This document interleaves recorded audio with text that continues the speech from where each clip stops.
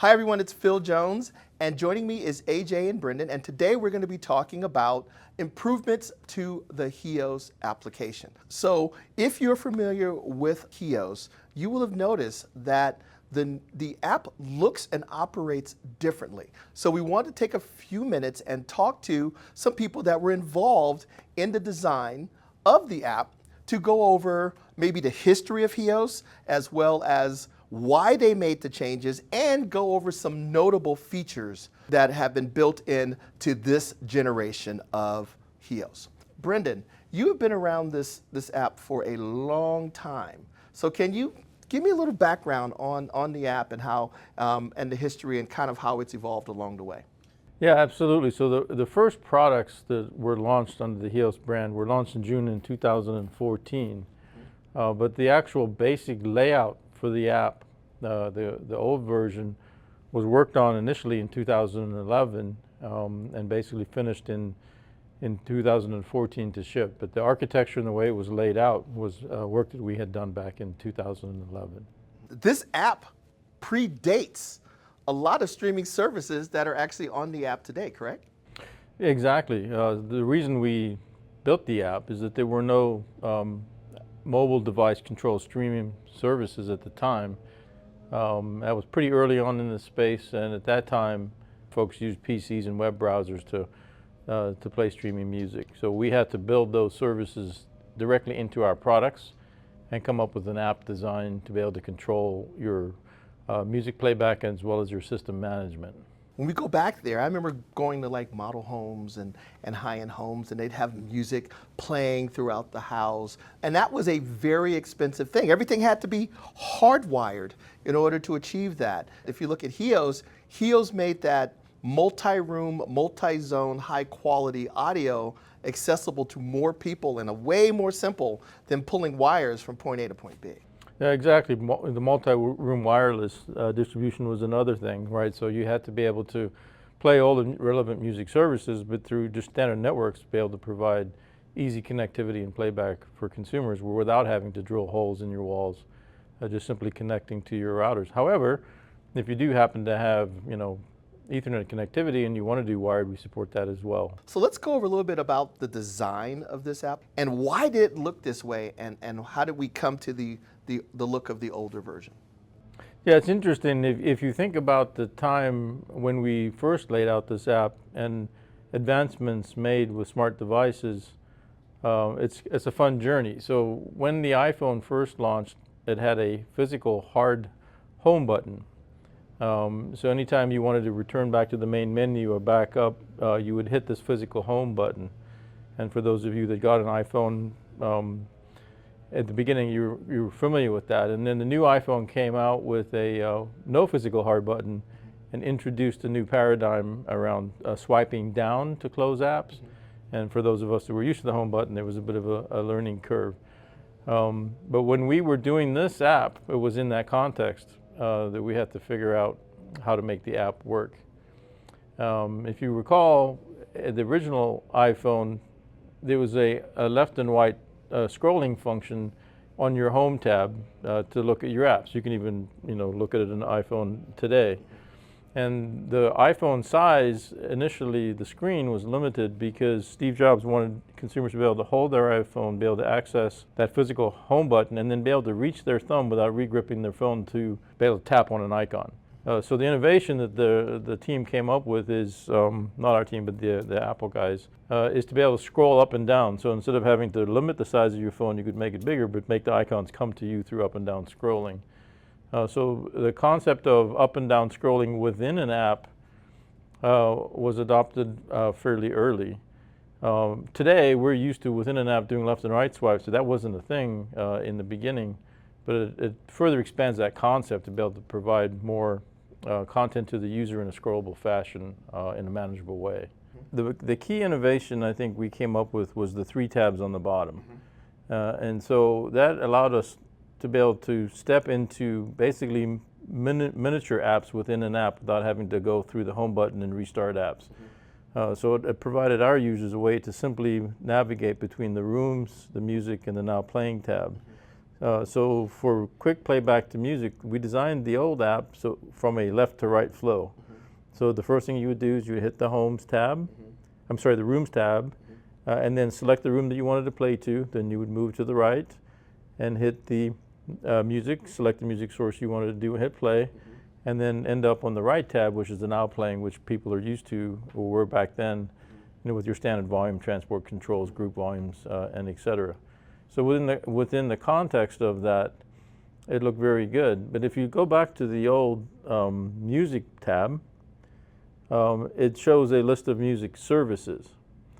It doesn't show you actual music. And now if we switch over to the new app, it's very much music forward, but we've retained the concept of the 3 tabs, that we've advanced it, we've improved it. So bottom left, instead of that being a room selection, it's now a home. And as soon as you hit home, you see it's music up front. And it's not simply only your music services, but other things like favorites, radio stations, podcasts, other sources. So it's really a music forward presentation to the consumer. So you hit play, and you can immediately start playing any of your sources from the home. But we still maintain the tab. So to the right, we have a Rooms tab now, which is essentially the same as the older app in the way it works today. So you can group and ungroup and control your system there. But what's really fun is the far right button is we've gone to a global music search. It's not just music, it's all of your sources. So if you pick an artist, you hit search, it's going to provide feedback on podcasts, some cases concerts, all the music that you have around your system, playlists associated with that artist name. So you don't have to be aware of where your content is. If you just want to play Phil Collins, for example, you can just type in Phil Collins and it will present that playback to you. But I think that is one of the coolest things that you guys came up with, because many of us have multiple services. And so I have like Tidal and Spotify and Pandora. We have multiple things. And a lot of times songs, rare songs from your favorite artists may not be on one app, but it's on another. So if I'm looking for a live Ed Sheeran in Birmingham on this date, it may only be available on one service. So in the old way, I would have to go in here and I'd have to go to Tidal and type search, and it's not there. Then I would have to go to Spotify and type search, and it wasn't there. And then I would have to go into something like maybe Amazon Music and type search, and voila. Now with the new one, you just basically type it in and it searches through not only if it's in your catalog, if it's in your hard drives, and all of your subscribed services to find the one you're looking for. So it really makes it easier to quickly get to the music that you love. And I think that is something that really separates it from you just using the music app that you would get if you had a Tidal app or you had a Spotify app. It's true. In this universal search that we're using on the new updated app, you can also filter through things like this phone, right? So music you have locally stored on your device, or music servers.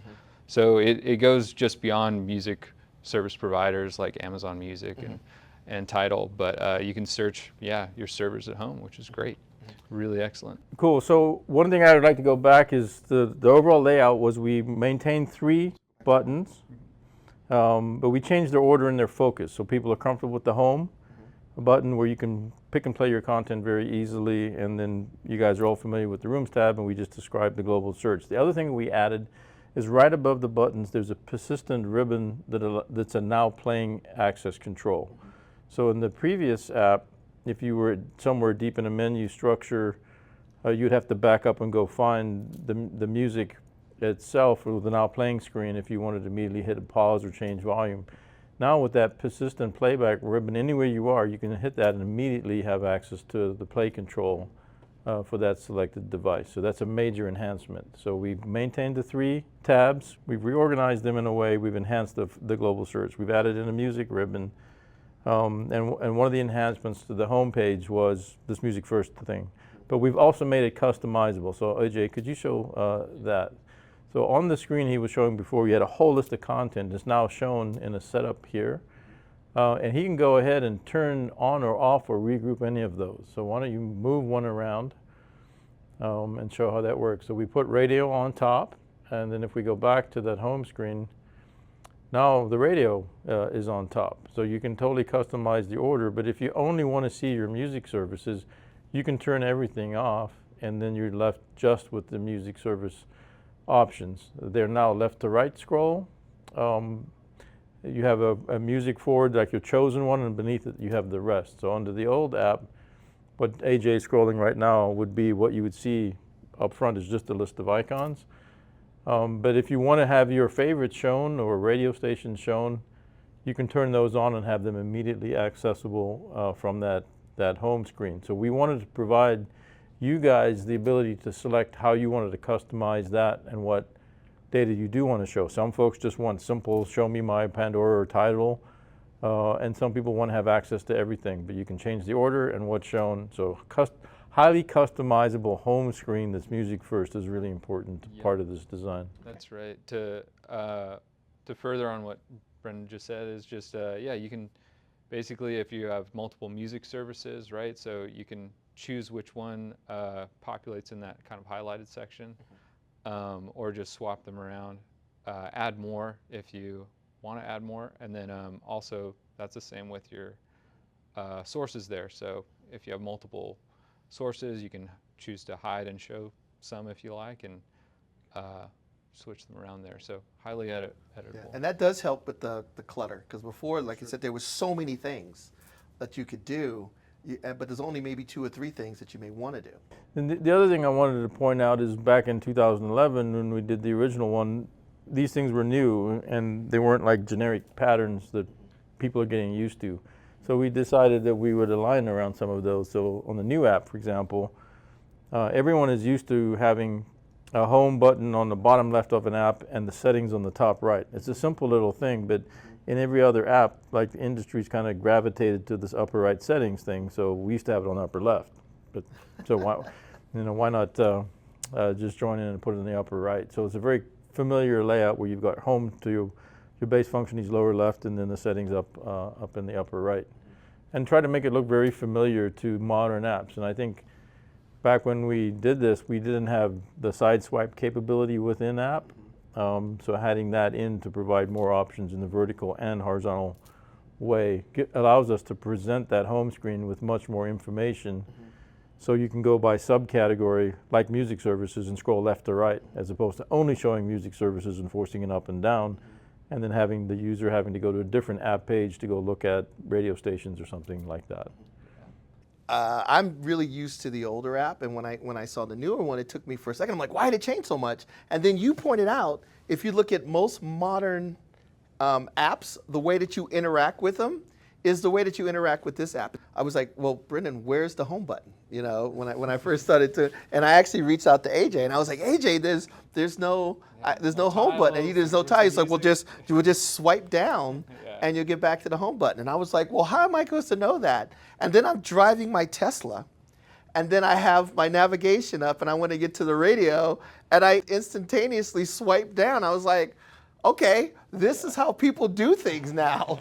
I'm just so used to the old way that I didn't think about the fact that everybody does it the new way, and why go upstream when you don't have to. And we've seen that as a common feedback for people that have been using the old app for 10 years. So remember, there was a physically hard button on the iPhone to close apps. So when that went away, we had to replace that with the upper bottom and the top right to close down that window before the down swipe thing happened. So everyone that's continued to use our old app is still looking to close it or a home button. But if they're not in the context of HEOS, they just naturally down swipe to go to the next. So you kind of have to break that. So our testing has shown that folks that have not been exposed to the original HEOS app take to it like a duck to water. But we got to retrain old guys like me to. And that's fair. Change is always hard, right? Like Brendon said, if you're used to using a Spotify or some other music service, and you come in here, you're going to find things really familiar. We've been talking about the visual changes, but your teams have been work constantly to improve the things that are going on in the background. So can you talk a little bit about that and how that response of users have been over the last few years? Yeah, I'll take that one and see if AJ has any thoughts as well. We have this HEOS 3.0 launch is part of a user release called U32. So what that means is the 30-second release since 2014 that we've made at a major release. We also have what we call dot releases, so like a U30 1.2, which would be something that adds a little detail, which isn't a major software upgrade. So every time we look at a software upgrade for the entire system, we triage new features and performance issues, and then new product software that we have to do as well. And we really look at networking, playback, stability, sound quality, all of the performance aspects of grouping and ungrouping and forming zones as we go. And over the last 18 months or so, we've seen really major improvements in system stability on networks.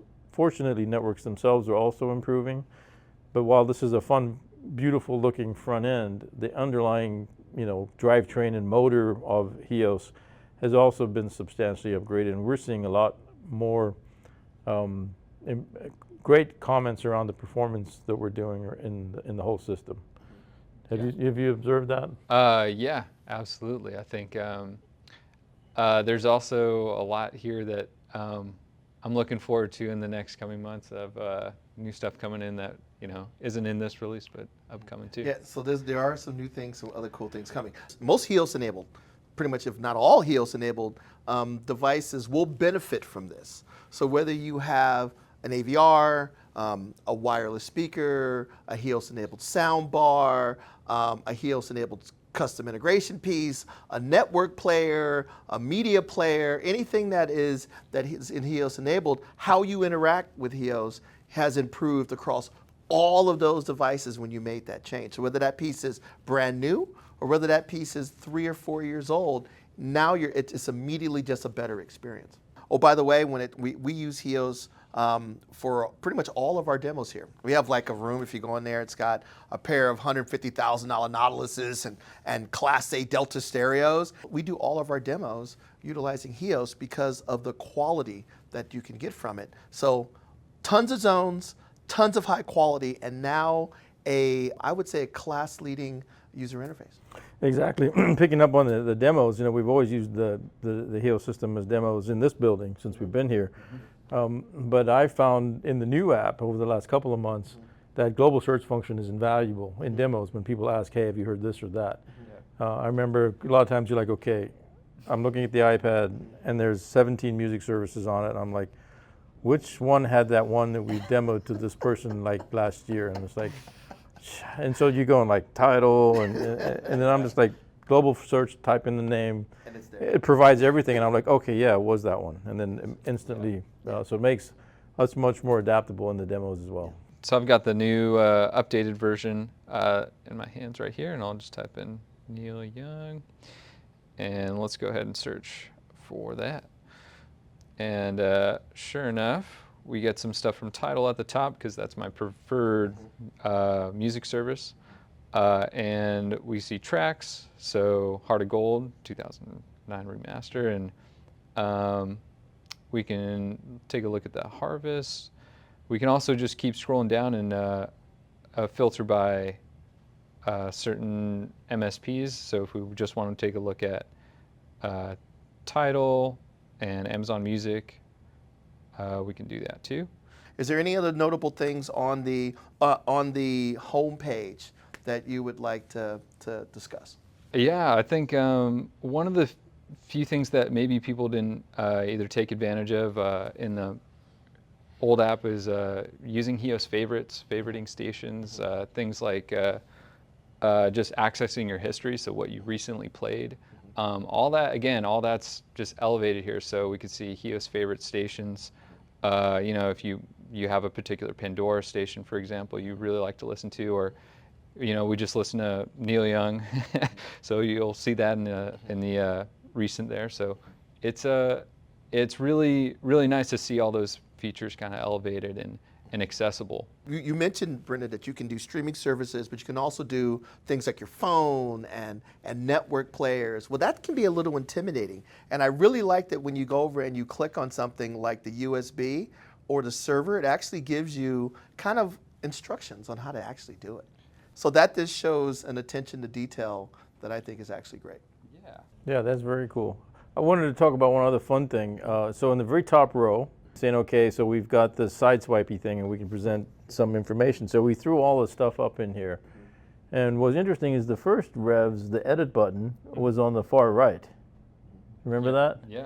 So what people were doing is they didn't realize that they couldn't edit the display, and all of our beta testers were only using the edit button on that stripe when they found it. And so we're like, okay, so we should probably make it the first thing that shows up.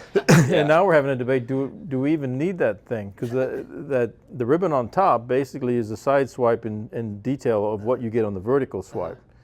So we don't really know if it's that usable. So we're going to throw it out there. Yeah. And if you guys So have if any you thoughts guys- on it. What do you guys tell us what you think? Toss the comments into the YouTube channel, and I will share it with these two gentlemen. I think this now playing, just to focus on that, some of the features in there. So obviously you get to your now playing now through the banner down below, which is pretty common, but all the kind of information you kind of want to see is consolidated down into this bottom tab. So yeah, if you want to see more info about a track you're listening to, or you want to see the sound options, even a sound mode on something, or just reset everything so you're back to neutral. And the queue. So the queue has also kind of been improved, and that's also accessible in the now playing screen. And so you can create playlists here, you can rearrange stuff, so you can listen to what you want in a certain order and stuff. So the now playing screen, I think you'll really enjoy it, and I just want to focus on that for a little bit. Do you want to talk a bit about any changes that we made around play queues versus playlists versus HEOS favorites? Oh, sure.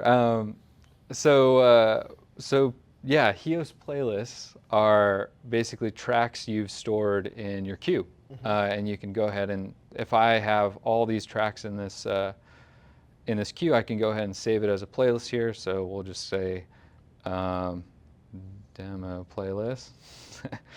And I Very can creative. Sorry. So we can save that as a playlist, and I can always come back to it. And when I hit that, I can play all the tracks or just select one to play on a speaker in my HEOS system.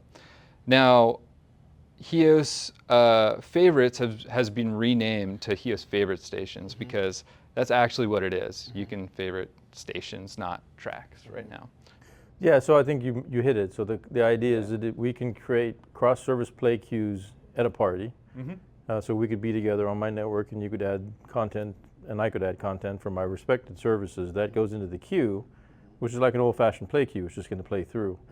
And if you were to delete or edit it, that play queue doesn't exist. But if I want to capture that moment, like I like that particular groove, we could save that as a playlist and then share that around. Now there's one more, the quick select. Now let's talk a little bit about the quick select and what's that for? Oh yeah, so quick select is a feature in some of our Den and Home products. So you might store a certain station you want to capture. You wake up in the morning and I want to listen to news. Well, maybe at a certain volume or something. So you can save that as a quick select. There's actually buttons on the actual device, or you could save it through your app here by just sitting, long pressing this, and you'll see quick select is stored. So whatever we were just listening to, this it's saved now as play music. So I can always recall that as long as I have my Den and Home or Den and Home device. Yeah, I like that. I like this innovation. So the original quick selects or presets on the products, I use them every day. So like if you have a Den on Home device, it has the preset buttons on top, and whatever it's doing, if you press and hold the button, it records what you're playing and it plays back. So I have NPR News at 1. So when I go down and make coffee in the morning, I just hit 1 and immediately I get the NPR News. This extends that now into the app for products that may not have that hardware button as well. But I find it super useful. Yeah. Last thing I want to point out is just the when you're regularly selecting stuff to play in the previous HEOS app, in this update it's one tap to play. And people who are used to using the previous version might find that a little jarring, because the second you come in here, it's like the ignition on a car. You're starting it right away. So the other options like adding stuff to queues are still available, but you have to long press on things and you'll see other options come up. So you can remove it from HEOS favorites or play now, as opposed to just one tap and play. So long press will give you more options than just one tap to play anything on your speakers. I think that's a change there. So yeah. The other thing that I want to point out, if we go back to the homepage, I really like the homepage because I have all of these services, but I don't know what I want to play at that particular time. I need to be inspired. And before, with the older app, I needed to know where I wanted to go and what song I wanted to find and stuff. So it was really difficult to explore new music.